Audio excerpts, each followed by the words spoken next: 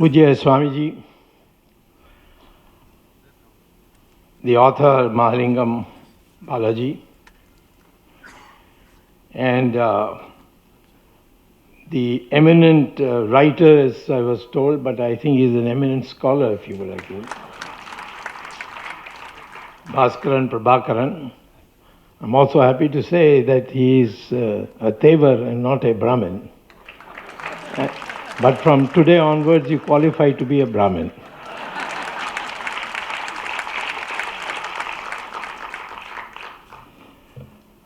I thank you for this privilege to speak on what I think is a very important moment in our life.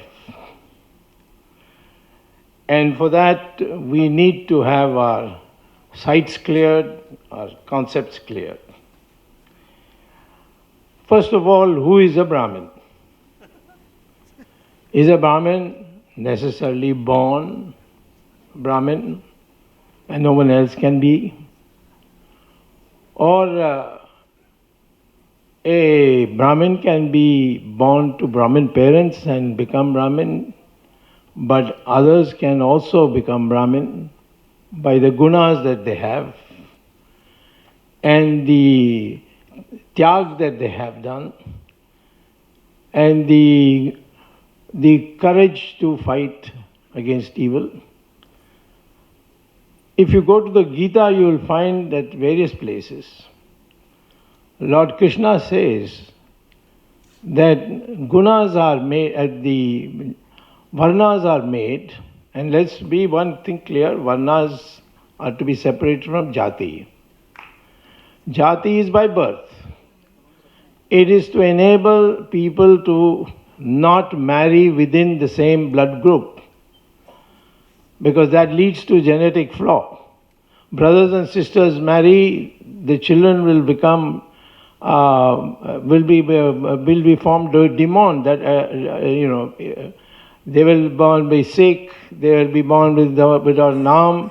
This is what the pharaohs saw, because the pharaohs wanted to save their money, their riches.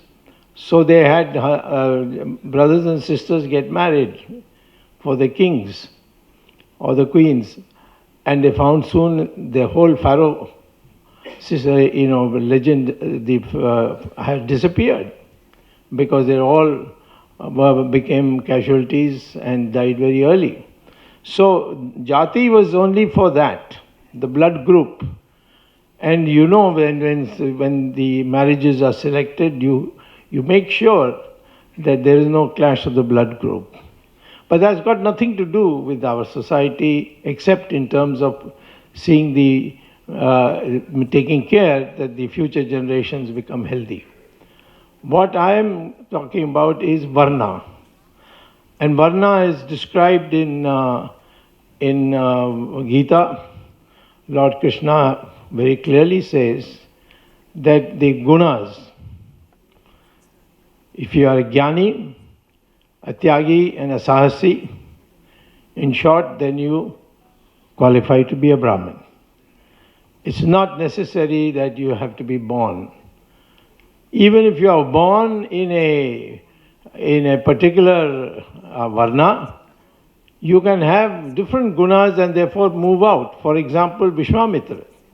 He was born in a family, his father and mother were Kshatriyas, but he became Rishi of Rishis.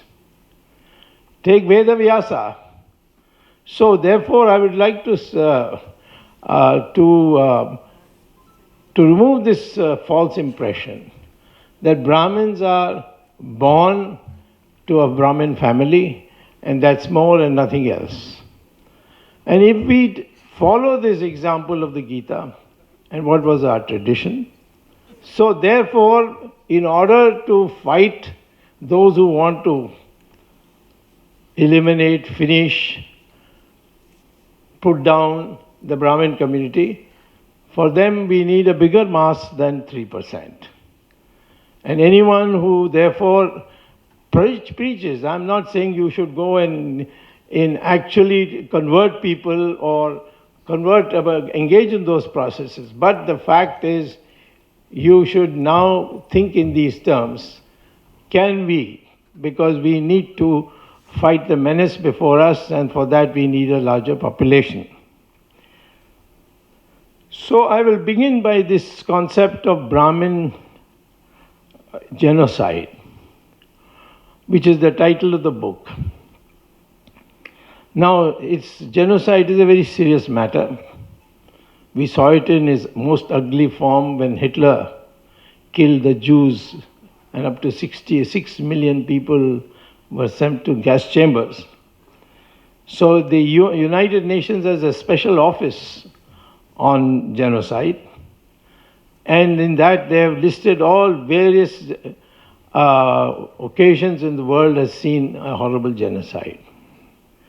In India, after we became independent, the first genocide was after the assassination of Mahatma Gandhi. 5,000 people were Brahmins of Maharashtra, were brutally killed because Godse was a Brahmin. It was a senseless murder that we have hushed up, but it's no more something that we can hide. There has been there is a possibility any time that there can be a genocide of Brahmins, and therefore the book that is come, it's come at a very opportune time, and I congratulate you for having brought it out at this time. We have to educate, alert the Brahmin community of the dangers that lie ahead. Now, I would say that one of the things that we have to very clearly work on is that we must, first of all, spread the word that there is no difference ethnically between the Brahmin and any other caste in our country. And can be established by the new DNA studies. Studies have been published already in the University of Cambridge Journal of Genetics. It has been published in Mysore, the university there. Research has been published in Houston in the United States. And they say that the DNA of the Indian, and ultimately the real test of race, is DNA. The DNA of the Indian from Kashmir to Kanyakumari, from the Dwarka to Assam, the DNA of all Indians is the same, and there's no difference. People think that complexion is a factor of genetics. Not at all. That's got to do with pigmentation. It's got nothing to do with DNA or race. So we are one country, which means this whole theory of Aryan Dravidian is bogus. Where did the Aryans come from? Yes, we have a word in our Sanskrit literature called Arya, but that's got nothing to do with race. Anybody who is a civilized person, who's an accomplished person, is called an Arya. Dravida is a term for region. And the first person who used the word Dravida was Adi Shankara.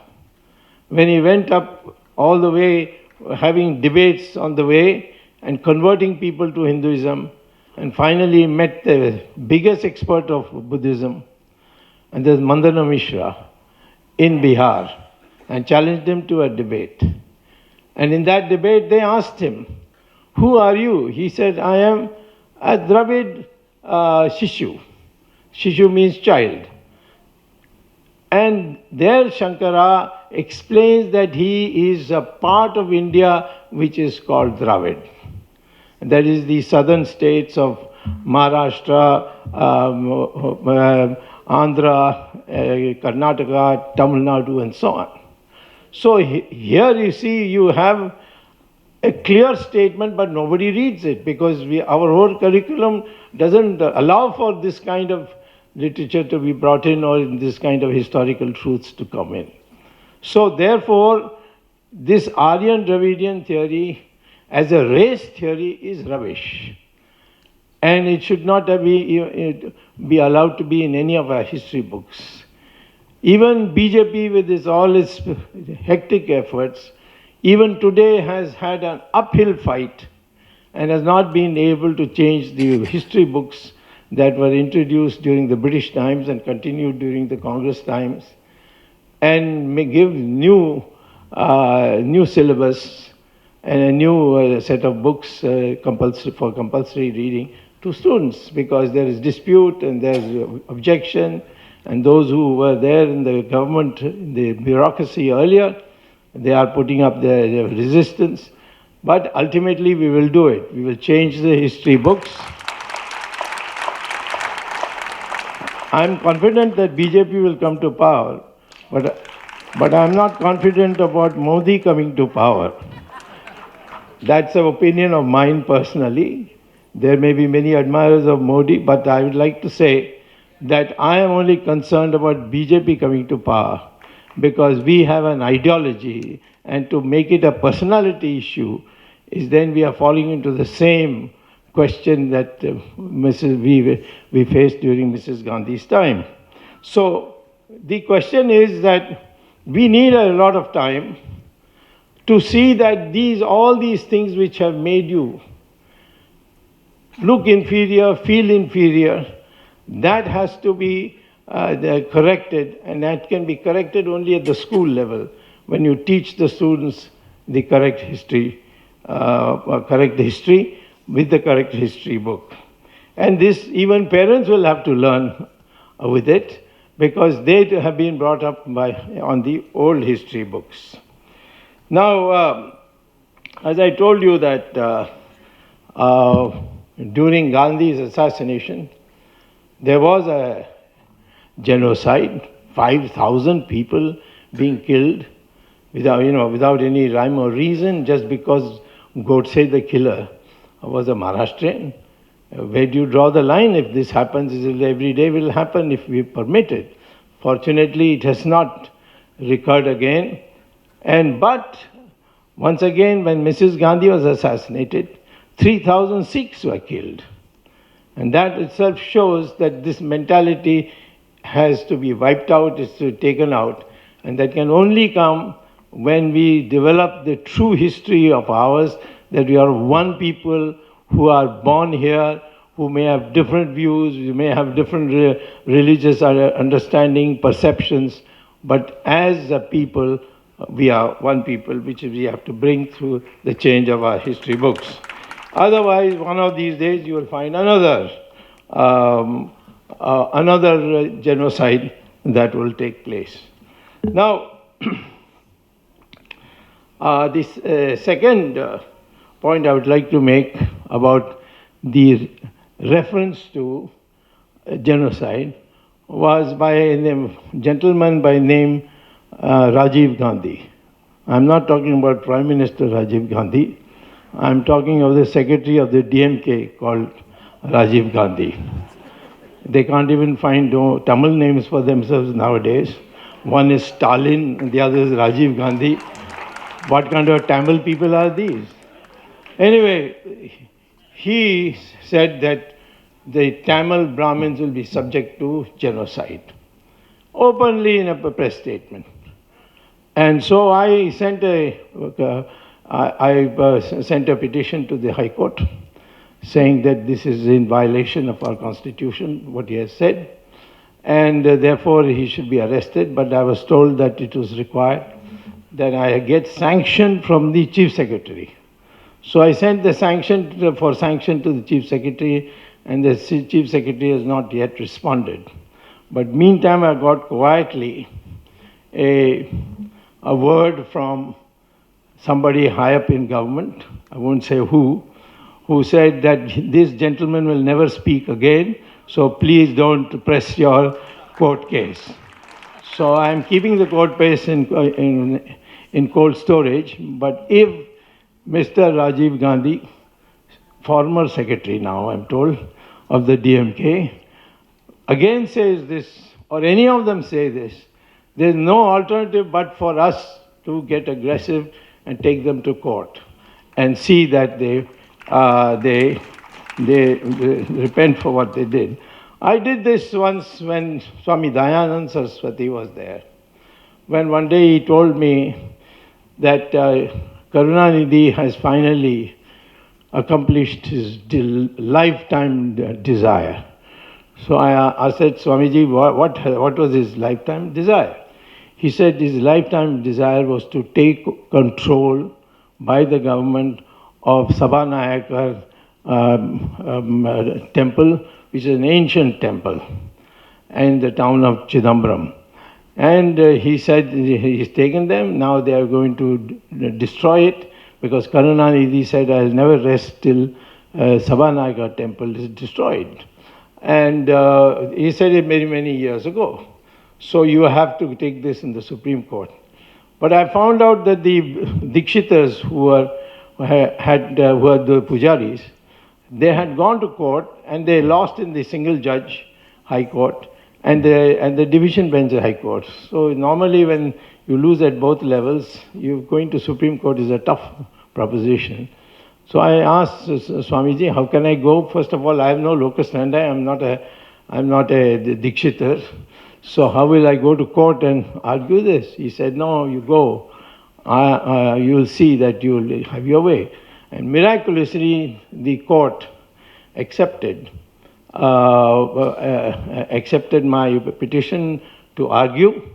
I argued, and the court laid down what is there clearly in the Constitution, but never been known to the people, that no government can take over any temple except if there has been a financial misappropriation, then only that department of finance, but it cannot take over any part of the religious functioning of a temple.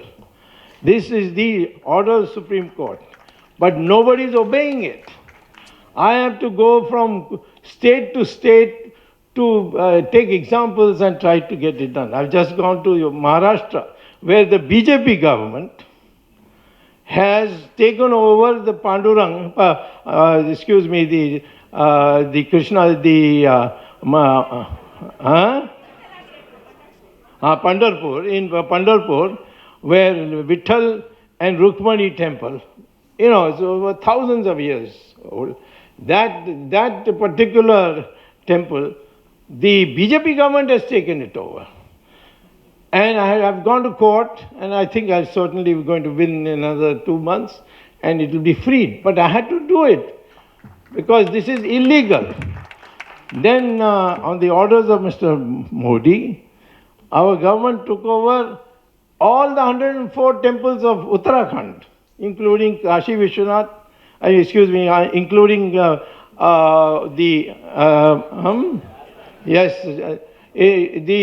holy Shiva temple and the Vishnu temple. They took it all over, and the Char Dham as it's called. And what happened? The court then gave me an interim order saying that the treasury of all these 104 temples will be not in the hands of the government, which is what the ordinance said, but in the hands of the pujaris, and that will not be taken away. And suddenly the government lost interest, and then after my court case, I won the court case, they have withdrawn it. Now the Char Dham temples are all free.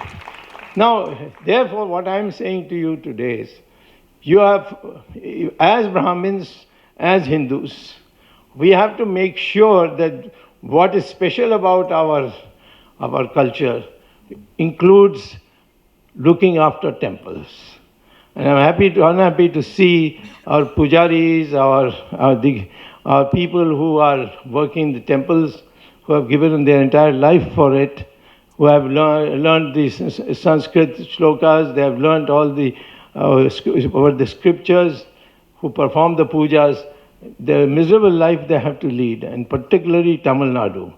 And in Tamil Nadu, we need a renaissance, we need a Hindu revolution, and if it doesn't come this year, it will come in next 10 years. If it doesn't come in 10 years, it will come in sometime in the other, but we have to keep trying. And you will find that slowly people start yielding. I remember when I was fighting for Ram Setu, Karunanidhi got very upset, and he said that, what is this Swami saying, Ram Setu? Ram is an engineer. He went and built the bridge. So, I mean, everybody was offended. But 2 days later, Karunanidhi fell sick. So he had to be admitted to hospital. And the hospital's name was Ramchandra Medical Hospital. So I wrote him a letter, get well soon, because Ramchandra ji may not give you much time because it's a temple in the name of Ramchandra ji. This is the way in which they have been trying to be debased. But as far as the Tamils are concerned, the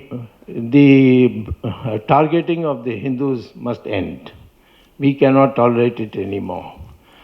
I have no problem with them because anytime I make a little noise, they adjust, and then I get a secret message, please don't go any further. We have fixed them. But I'd like all of you to be fighters and pursue the matter. The law is in your favor. Make friends with any lawyer you know and tell him, ask him to help you to file cases. Don't take anything lying down. Because we now need a situation where we are no more passive. We don't want to be, of the ministers. I see lots of Brahmins who are ready to be secretaries to ministers. I don't understand. Then why are you a Brahmin? You should be a Kayast or something like that. You see who does paperwork. The Brahmin is a most elevated position. So according to that, we must try to live. All that has happened during the British period, all this I understand. But I would say now you can start doing some things in your own residences. In your own residence, please try and see if you can persuade your children to learn Sanskrit. Because Sanskrit is the language of the future. You can go to Google and you can Google artificial intelligence and Sanskrit, just that much. And they'll bring out a research volume, published by the American the Space Rocket Research Center, NASA, and their Journal of Artificial Intelligence states that there is only one language with which we can communicate in artificial intelligence with robots, and that is Sanskrit. Why? Because every word is precise sound. It will not confuse the computer. If you use English and you say PUT, you type PUT, it's put. But if you type BUT, it's but, and the computer will get confused and therefore won't not work. So today, in almost every research center of the world, in the Western world, Sanskrit is slowly becoming a compulsory language. If you go to Google and type St.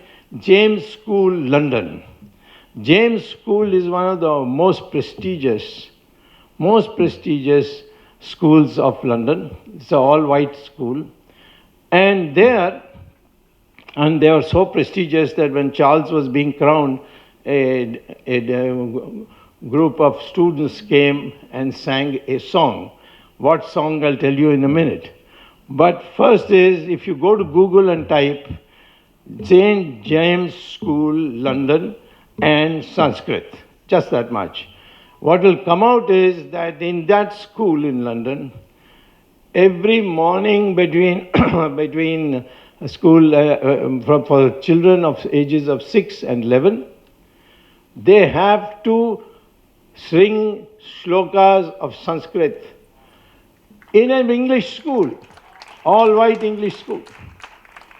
And the same group of students, 6 to 11, came for Charles and sang Sanskrit songs. Sanskrit connected songs in Charles's coronation. But nobody noticed it here. Our news media also doesn't, of course Tamil media will not, they will probably suppress it. But northern media also don't understand the significance of this.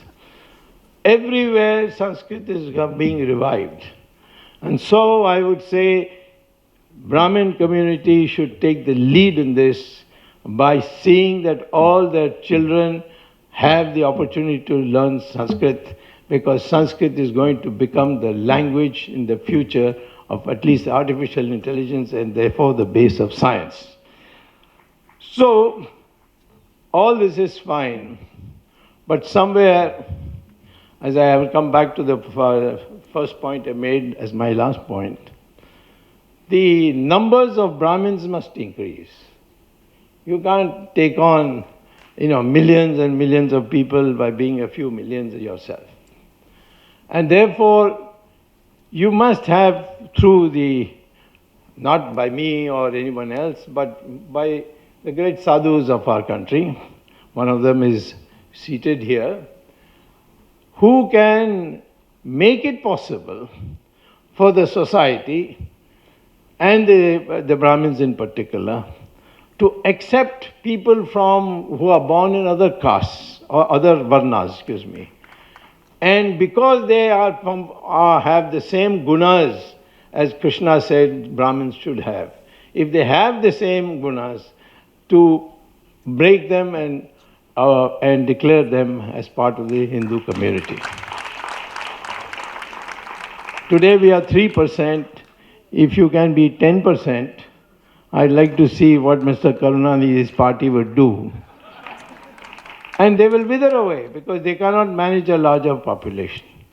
In UP, Brahmins don't have a problem. They're 16%. But they don't have a problem, because those 16% form a very big voting bloc.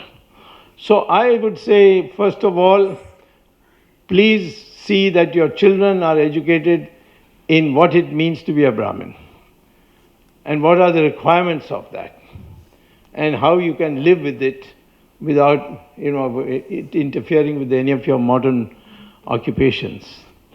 And the second is, how is it possible over a period of time to see that not more Brahmin children are born, but how other communities, people born in other communities, because of the procedure, because of their agreeing to or adopting the necessary discipline of Brahmin, to become a part of the Brahmin community. Those who go, say, for a school which is run by Brahmins, but they are not Brahmins from Brahmin community, they could be part of that. But the Brahmin community's numbers must increase. It's not a very popular thing I'm saying, I know it, but I think from a strategic point of view, I've come to the conclusion that you can't go on, and because anyway the Brahmin population also is going down.